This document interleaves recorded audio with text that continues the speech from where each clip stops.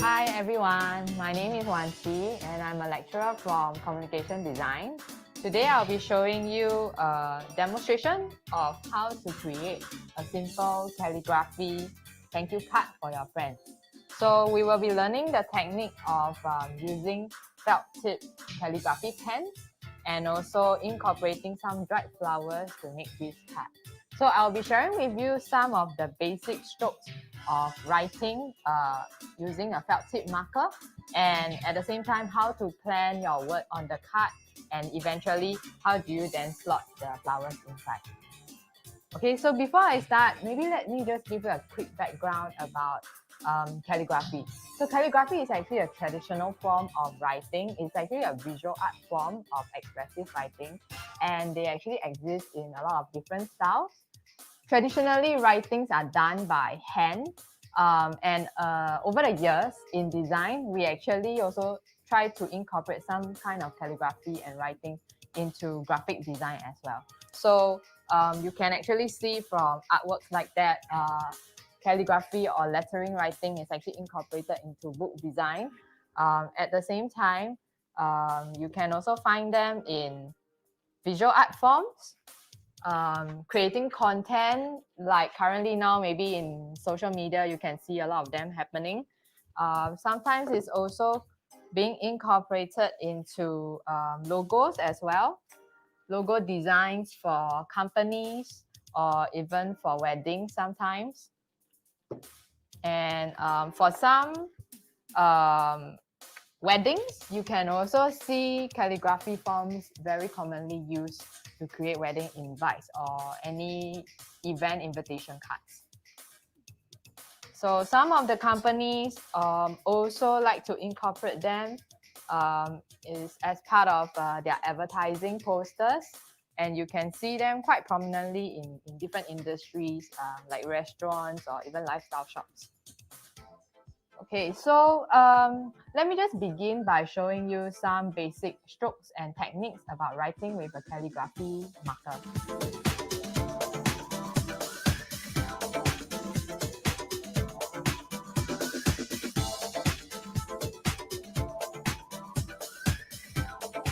Here are some of the materials that we need for today. Firstly, you will need some felt tip calligraphy markers. So felt tip markers are the markers that has got a soft brush edge to it. So you can actually get some of these different versions in major art stores. And next, we also need some pencil, pen knife, scissors, metal ruler, and eraser. And you also need some art paper. So I will recommend you to actually get thicker art paper that is about 250 GSM to 300 GSM, so that it's sturdy enough to hold the flowers. And depending on your preference, you can actually get different textured paper or different colors, up to your own preference. We will also need a cutting mat, so that when we cut the slots for the paper, you actually don't destroy your own table. And we will also need some scrap paper for you to practice some of the strokes of writing before you start. Lastly, we need some dried flowers as well. So actually you can get whatever you find at home, or if you have a bouquet, you can dry them and eventually use them. I would recommend maybe some eucalyptus leaves or even lavender. Those are quite good for creating the cards and has got a nice smell as well. So now I will start by sharing with you some basic strokes on calligraphy. I'll be showing you some basic strokes of writing with calligraphy felt tip marker. So just a quick rule that whenever you like that, and when you do any downstroke, you always press your pen and go down so that you create that thickness. So in calligraphy, upstroke is always light, and downstroke is always adding pressure so that you create this thick and thin effect. So some of the basic strokes that actually make up the different letters are, firstly, we have the upstroke, which is a light lift. So you can actually practice this a few times before you write. So upstroke. And Then we have the overturn. So it's actually looking like an N. So you will do a slight curve as you go up, and as you come down, you'll apply pressure so that you can see pressure appearing on the right side of this curve. So this is called an over curve. So again, up stroke and press down. And then next we have the under turn. So it's like a U shape. So this time around is slightly different. You don't apply pressure on the left side. You just have a light stroke downwards and you press down and lift up. Okay, so again, you can practice a couple of times. And then we have the underturn.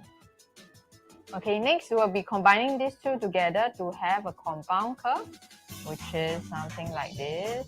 A light stroke up, you press down, then you lift up your pen. So again, start with a light stroke up, press down, apply pressure, and lift up. Again, one more time, you can do a few times practice to get it smooth, and then you have this. Okay, so the next stroke that we have is actually downward stroke. So you can go all the way down and curve up. So we call it actually, this is the descending loop because it's going down. So it happens in alphabets like G, J, Q, okay? So again, here you start off by applying pressure and then lifting your pen upwards to form a curve. So again, apply pressure, lift your pen, and then go upwards. Okay, next we have the ascending loop, which is starting from the bottom. You apply pressure and you lift your pen towards the end. So this happens with alphabets like D, B, and maybe H as well. So again, you go up, you press, and go down and lift your pen up. So you can practice this a couple of times. Okay, and then lastly, we have the ovals as well that make up a lot of the letters. So oval like this, we try to keep the left side thick and the right side thin. So you start by actually lifting your pen and then applying pressure and then lifting your pen again. So let me show you one more time. Okay, apply pressure and then lifting your pen again. Okay, so here you actually have a few basic strokes, and actually when you put them together, you will form the words. So today we'll be writing thank you. So THANKYOU. So we'll start by writing the capital T for thank you. So we actually start with a light curve. So you start by doing a light stroke with your pen and then applying pressure for like a light S curve. So this is actually the big stroke of the T. And then we have the top that we cross over. So that forms our capital T. And then we will connect the letters by stroke by stroke. So in calligraphy, do take note that you have to always be lifting your pen and not everything is connected together. So I connect it with a light upstroke, okay? And then I have my ascending loop. So loop down and apply pressure, T, H. And I connect it with a compound curve. Okay, so you have T, H, and A. We actually have the oval that we learned just now. So you add in the oval, A, okay, and the downstroke, and a compound curve here to connect the A and the N. Okay, T, H, A, N. You press with pressure when you go down and lift your pen when you go up. Okay, and then we have K, and that will also be another ascending loop. So we have the ascending loop downstroke for K. And then this one, you will just add in a little curve here, lightly. Don't need to add pressure. And just press down for K. Okay, so there we have thank And then right now we will write U. So U, we will start with also a capital Y. So we can have a little curve here, light stroke, and press down when you go downwards, apply pressure. And then another light S curve, like just now what you did for the capital T. So over here, light stroke, start lightly and then press down and curve back up. So you have your capital Y. Okay, and then we have the connecting stroke, the light up stroke. Okay, and the oval. O, apply pressure, lift your pen, and then we can add a little dot here as a connection to the next letter. And then instead of this very wide curve, we can have a little tiny curve to connect it to U. And then next we will have tick down stroke here and curving upwards. So apply pressure, tick down stroke, and then you lift your pen up. And then towards the end, we'll do just a slight curve over here to end the word U. So apply pressure and lift your pen towards the end. So apply pressure and lift towards the end. So we have the word thank you. Okay, so you can actually practice a couple of times before you write onto your card. So you can also actually draw some lines with a ruler and pencil to actually guide your writing. So just do a few practice before you finalize to writing your card. So let me just show you quickly again. T. Okay, we have the curve on top. Connecting stroke, lift your pen. H, and then the compound curve, the oval A, down stroke, and the loop. Okay, so you can sit the word actually on the pencil line that you have drawn, and then do our Y. So always remember downstroke, try to lift your pen so that it's lighter, it doesn't have that fat stroke going on. Okay. Connecting stroke, Y, O, and then add a dot here, downstroke, and end with a curve. Thank you. So you can write this a few lines until you are satisfied with your writing, you're all smooth, then you can write it on your card. So now I'll be showing you how to actually prepare your card so that you can have enough space to slot in your dried flowers and also try to estimate the area where you're writing at and cutting them. So you will want to leave about 1.5 cm gap here, left and right, so that your paper doesn't tear. So that's how we will be doing the marking here. So you can use a pencil and a ruler to actually mark about 1.5 cm each on each side. Okay, then you just draw a line down. So the other side as well, you can do 1.5 cm marking. Okay. Okay, so you can see this is the clearance for both sides where you will not cut through. Okay, and then now we need to position the diagonal. So actually there's no fixed angle. If you like it more slanted, you can do a bit more slanted. It's up to you to adjust. So I will just start maybe somewhere about 1/4 of the paper from the bottom, and you draw the baseline first. So I just draw a base diagonal over here. Okay, so then we will be doing slightly about 3.5 cm thickness. So you can actually measure from your baseline about 3.5 cm or 4 cm thickness and do a marking so that you can have a consistent diagonal. So let's do about 4 cm for today. Okay, then you can do another diagonal line marking over here. so you can see this is the strip that we will be cutting.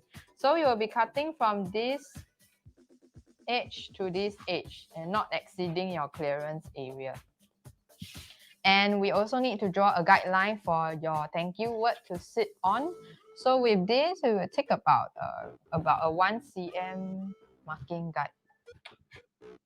So again, I mark 1 cm and then you connect the dots as your baseline to work with.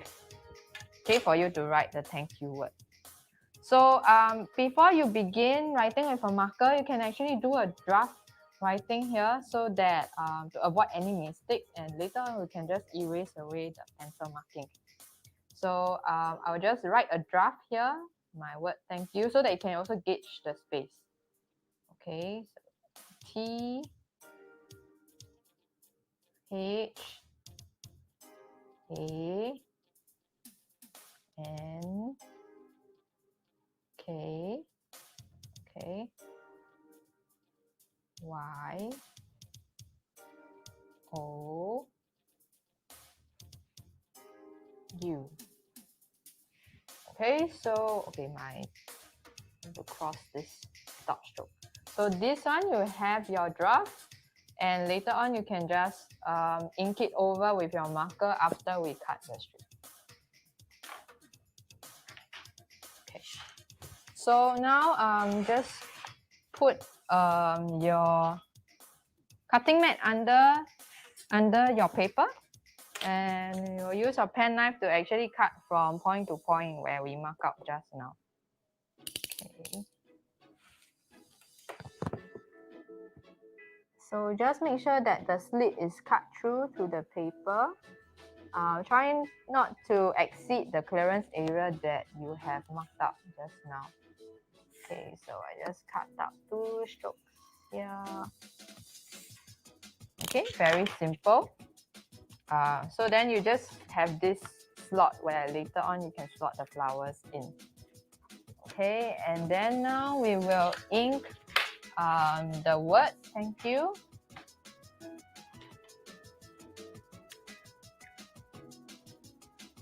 So you can just write over the pencil marking because they will be covered, and then later on you can use a light eraser to erase it. So let's start. Okay, again, remember to lift your pen. If you need to touch up certain strokes after that, you can actually fill it in slightly if there are areas you are not satisfied with. Okay, upstroke, H, A, N, K. So sometimes as you write along, you realize that maybe your marker is a little bit thick, and then your guideline, you are not exactly following it strictly, but that's fine because you will be erasing your pencil guideline later on. So just move along with the flow as you write. So don't worry about that too much. So if you need to adjust some space in between, feel free to do so. Okay, so my Y, yeah, I'm shifting it towards the right a bit more. O, U, and N with this curve. Okay, so if you need to touch up a little bit, you can just fill it in lightly with your marker pen. And then my ending stroke. Okay, so there you have your word thank you. So we'll let it dry a little bit first before we erase the lines over here on the word thank you, in case it smudges. But you can start erasing actually the guidelines on the left and right. So just pick a soft eraser to remove it lightly. Just be careful, be very delicate with the paper. Remember the edges also to clean it off. And also run your eraser lightly through the cut lines because previously there were guidelines drawn over here. And then it should be dry by now. So just be very gentle when you erase the pencil mark. Okay, now we have everything cleaned up. Okay, so now we have this card ready. You have your slot. So now it's time to do a bit of a floral arrangement over here. Okay, so you just pick the different kinds of dried flowers that you are using. Um, Try to roughly arrange and measure them so that you can cut them to size. Okay, so maybe let me just cut the eucalyptus. Okay, so I want to have it stretched over from the top of the cut to the bottom. So maybe roughly I will cut it around here. Okay, then I have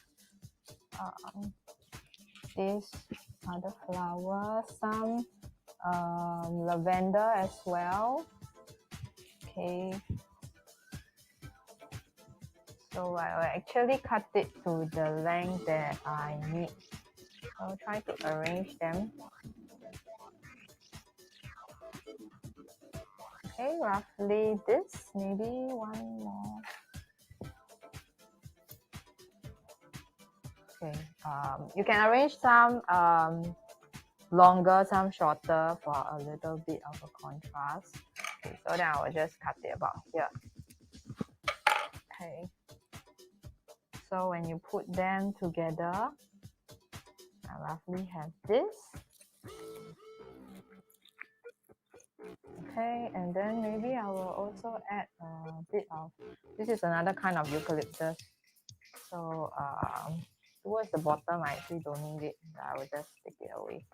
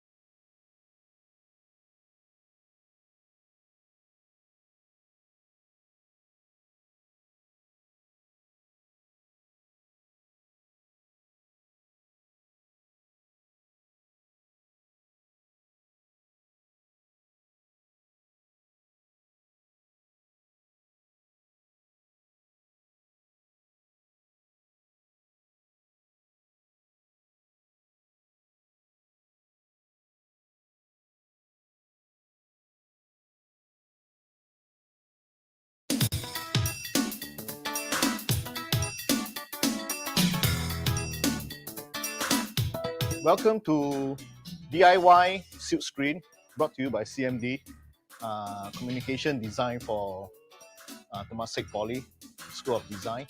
I'd like to introduce you the materials that you need. Actually, you have to get yourself transparency, a motif that you need to cut. We are going to do a stencil version of a silk screen, not the complicated ones that you can't do it from home. You have your squeegee, your silk screen, masking tape, the material that you're going to print it on, some newspaper, and of course silk screen paint. It's wise to have a spoon around also. Okay, these material are commonly found in notable art shop that you can actually buy from. They come in various sizes, but at this point I'm using this size to print something of A4 size. Okay, so you have your motif ready, and use your pen knife, have your transparency to put on top of this your image that you want to print, and kind of paste it down with your masking tape. After that, you use your pen knife to slowly cut. This is the result that you may achieve. This is a bit complicated compared to the flowers that you have seen. Okay, the result of this stencil cut of a woman holding a child's hand will be the result of this, what is being printed here. Okay, I have another example. This, I don't know if you can see from your screen, the result in printing on this. What's so great about having silk screen technique, right? You can actually have it printed on a black background or some other material. As long as you can lay it flat, you are able to print. Okay, so you can actually print it on a piece of wood, a t-shirt, or any or a tote bag, or any material that you can lay flat on. You'll be able to print. Okay, do remember, we call it squeegee. It's what we're going to use to print later, and the silk screen frame like this. Which all these items you can find it or purchase it from any of the notable art shop in Singapore. Okay, so let's begin to show you the process of printing this.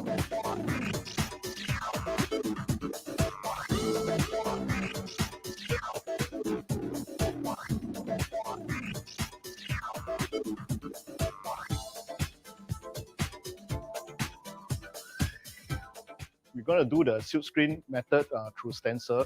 It's easier to produce this actually from DIY from home. Okay, I'm going to introduce you to some materials here. First, you have to have image that's ready that you intend to print on. Start off with your nice simple motifs, easier to do. You have your transparency, squeegee, your silk screen frame,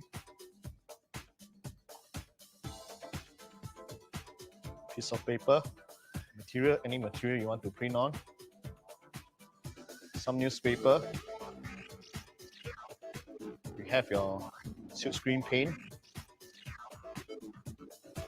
just a spoon so that you can scoop your paint, and some masking tape. Okay, let's get this prepared. When you have your image that is ready to stencil cut, have this transparency to lay on top. I would suggest you use a masking tape to tape the side so that it doesn't move. Okay, once you got that ready, after finish cutting based on your design, the result will look something like this. You have a transparency that's nicely cut. When it's printed, it may look like this. Another example will be the result of the transparency will be like this. And when you print, it's gonna look like this. Okay, so I'm gonna show you how you're gonna mount onto the silk screen. Place it in the middle of the silk screen. use your masking tape. Just peel a tiny bit to make sure it's secure at the top.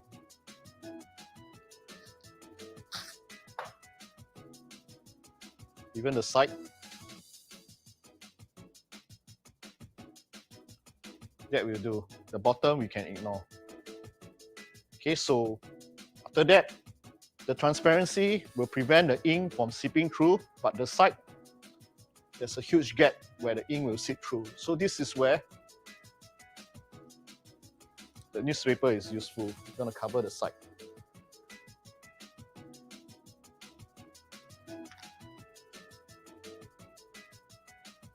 Okay, use a fair bit of masking tape to secure it.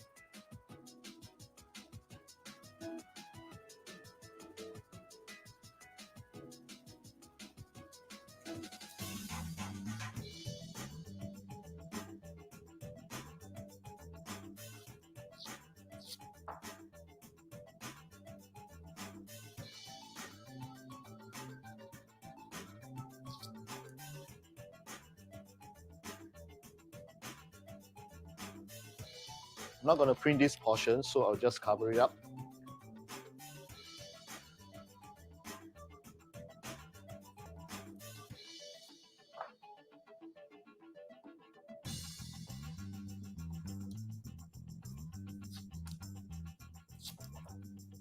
It's going to look untidy.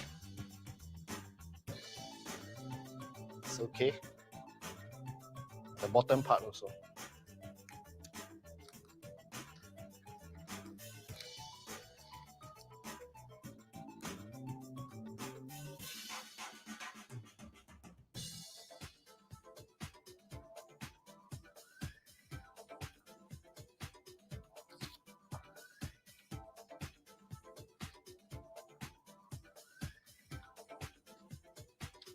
Once it's all ready, you may want to secure the newspaper down.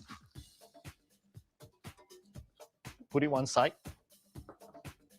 Let's secure the newspaper.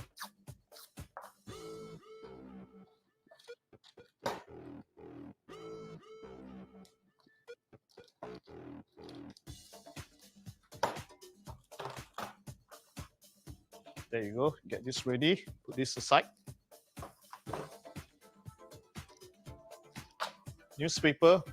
Have a stack of newspaper about this amount. The material that you want to print on. The silk screen that is ready. Flip it around. Look where do you want to print. You may want to use a pencil to mark where you want to print the midpoint.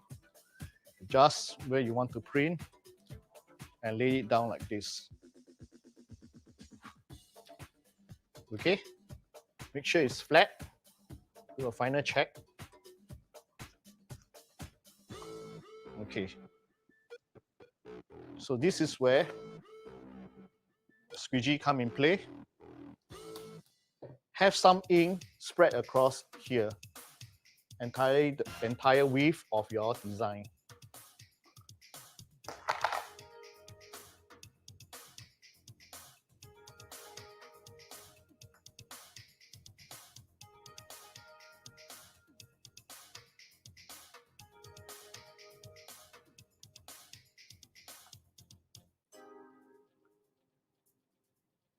Okay, you have to gauge how much ink to have.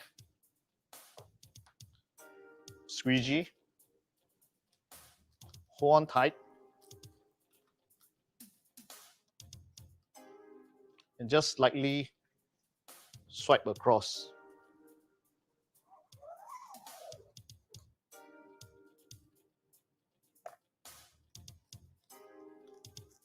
And this is a result of your print.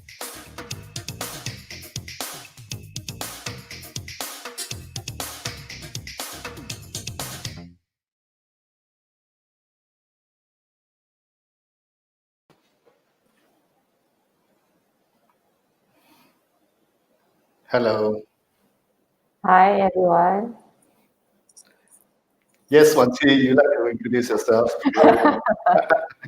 Hi everyone, I'm Wan Chi, and together with me, Sekyong, we are actually here to answer any of the questions that you might have about the demo that we have shared earlier, whether it's felt tip calligraphy or silk screen techniques.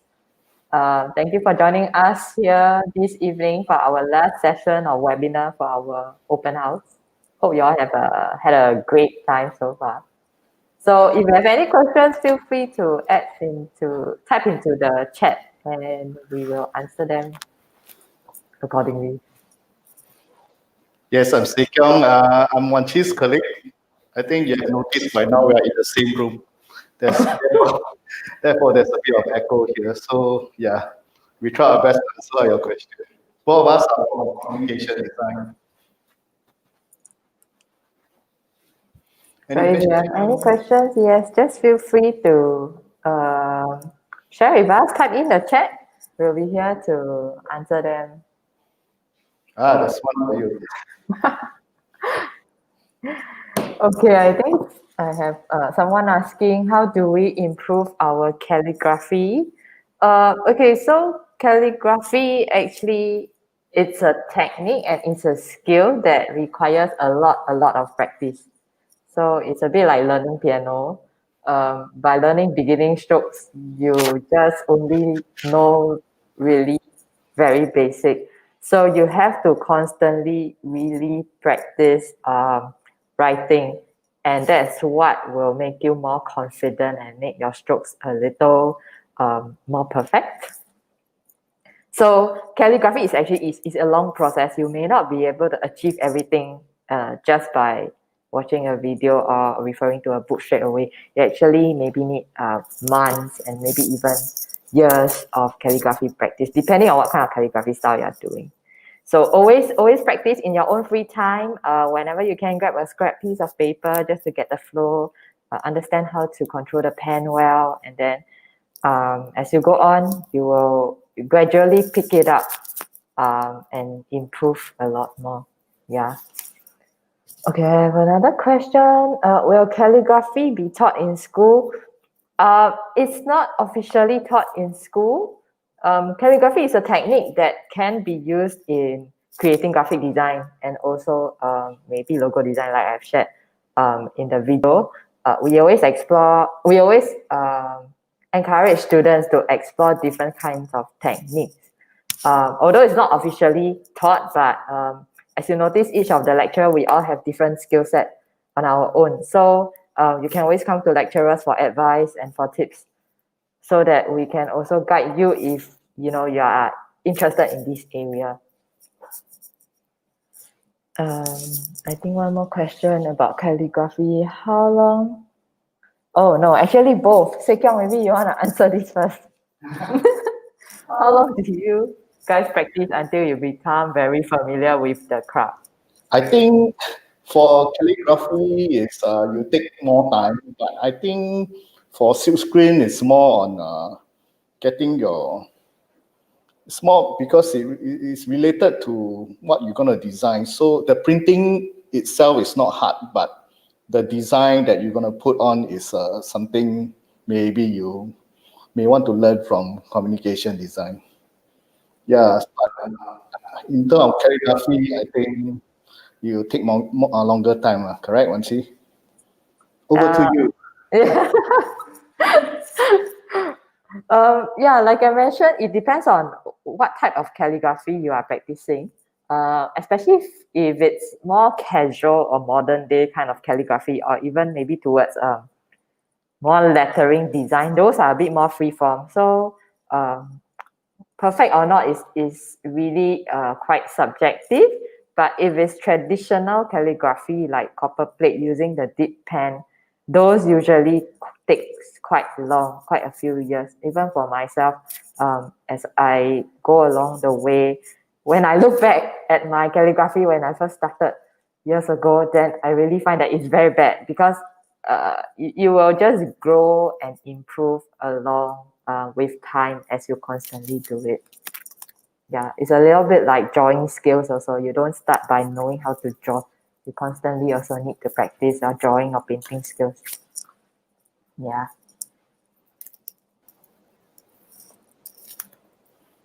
Any more questions?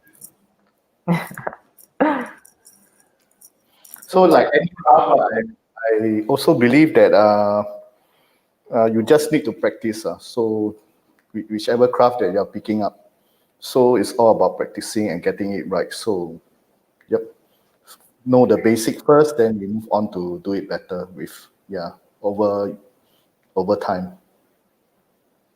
Any more questions?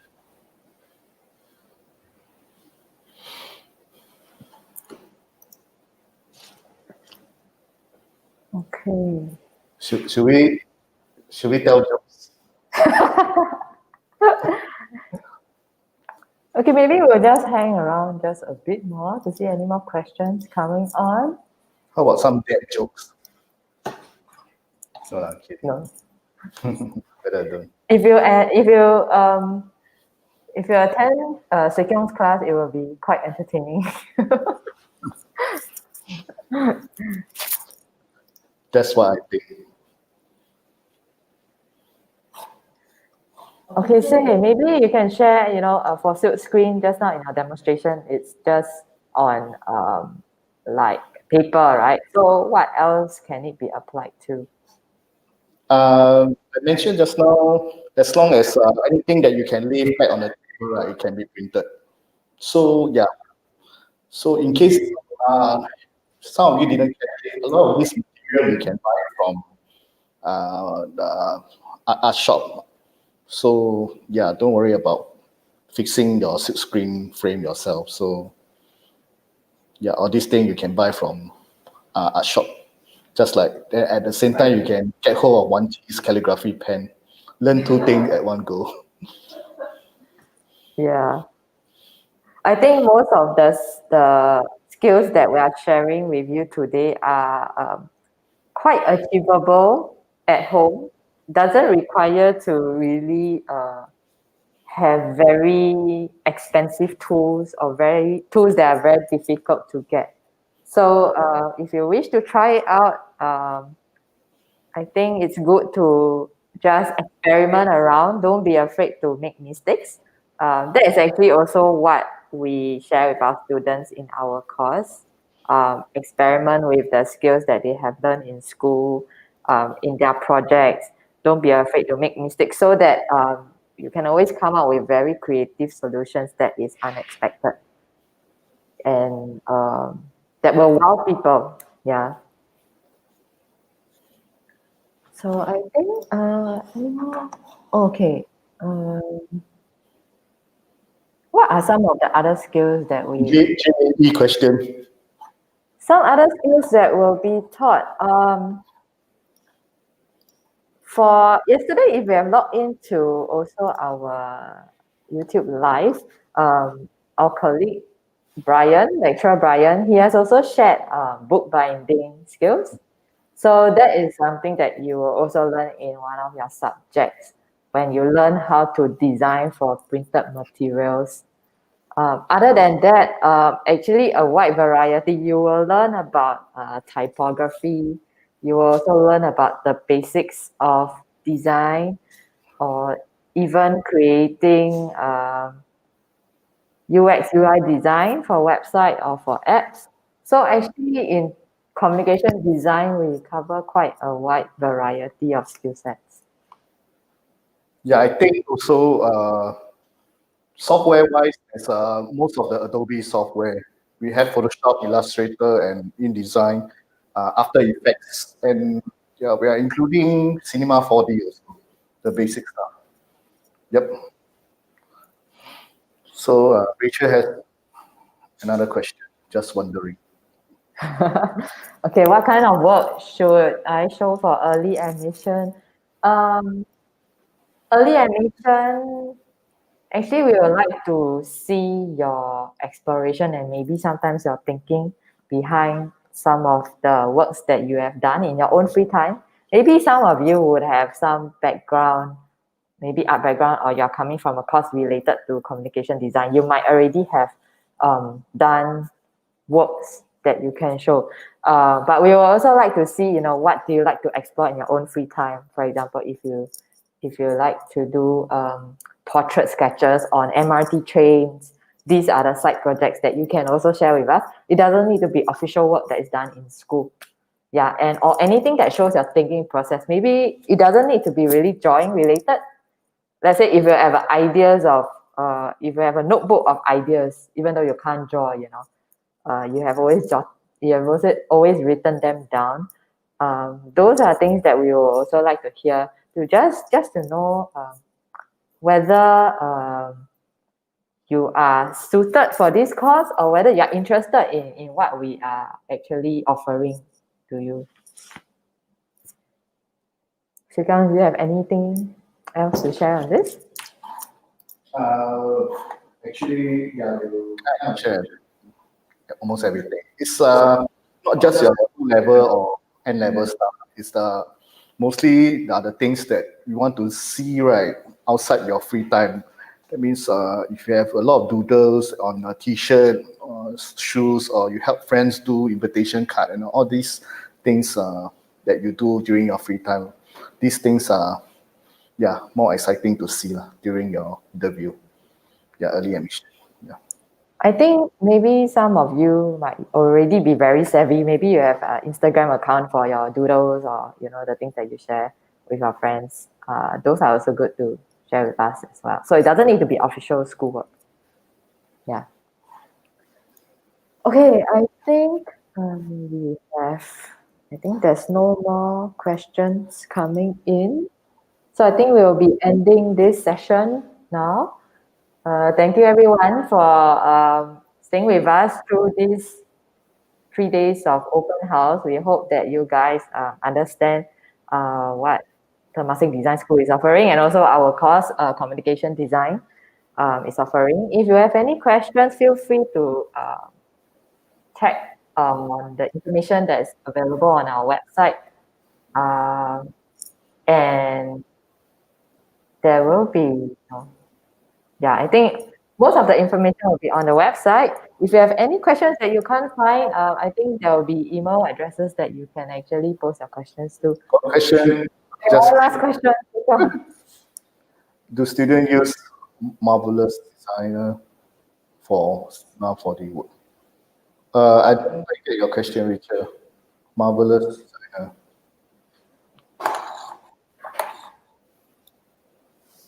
Maybe he meant like really. Maybe she meant like really students with very good results. I don't know. I'm guessing. I think Cinema 4D is currently offered to image design students.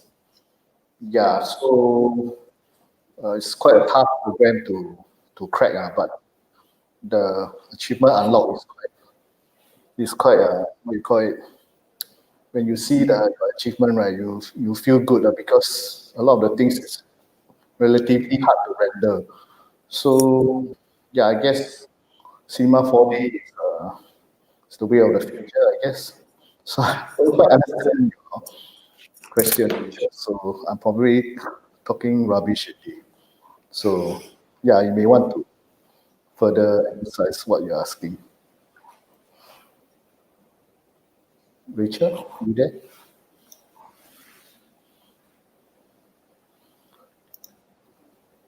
Maybe I'd like to add on also, like all software, like there are some kind software are also kind of a craft to solve also. It's a skill set. So just like the craft that you are seeing today with all software, it's also you need a lot of practice to get it right also. So doesn't mean we are lecturer, we know what to do with all the software. Even for us, we are still learning. Maybe we know up to like 80% of what the software can do, but still there's always constant update from the software. There are things that we continue to learn also. So this software are just like any other craft, I feel. So just like Cinema 4D, I hope I answer your question correctly. Yeah, it's not about marvelous designer or anything. It's just another craft to learn. Okay, I think we will wrap up this session. Yeah, one more question.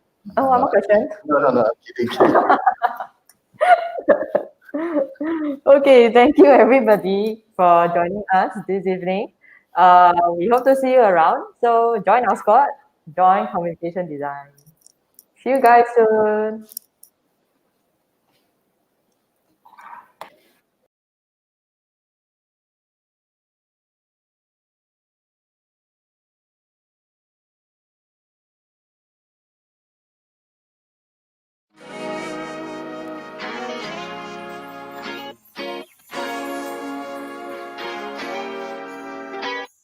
Design inspiration can be found everywhere, from the green paradise at the backyard of Temasek Polytechnic to the canvas of a white wall. Hello and welcome to Communication Design. I'm your host, Eung Kayen. Let me guide you through what the Communication Design course is all about. Let's go!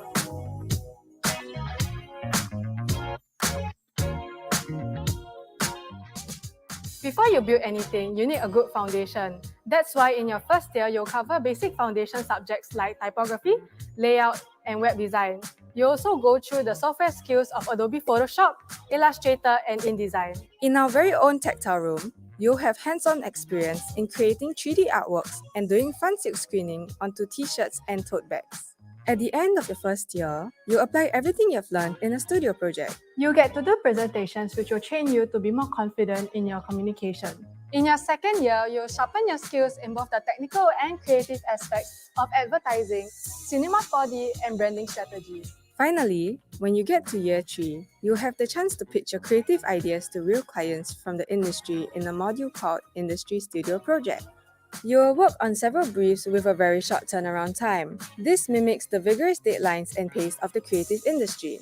You will then go for your student internship program, where you will intern at a company of your choice and get a chance to experience firsthand how the industry works. When you come back to school after 4 months of internship, you will be ready for the final stretch in communication design.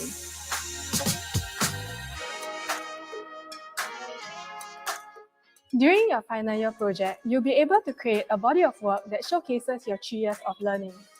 It'll be a project that you'll be proud to put on your portfolio. I know it might seem like a lot to process, but don't worry.